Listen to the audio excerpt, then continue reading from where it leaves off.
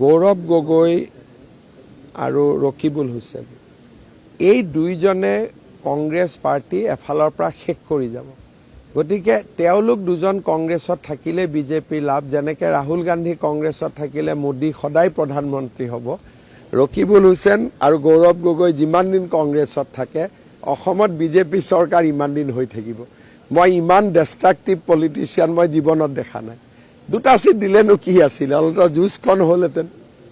তেওঁলোকৰ ডেষ্ট্ৰাকটিভ politics completely মোৰ ওপৰত অমুক কৈছে গতিকে মই নকৰোঁ। মানে নিজৰ ওপৰত গৌৰৱ, অহমিকা, অহংকাৰ।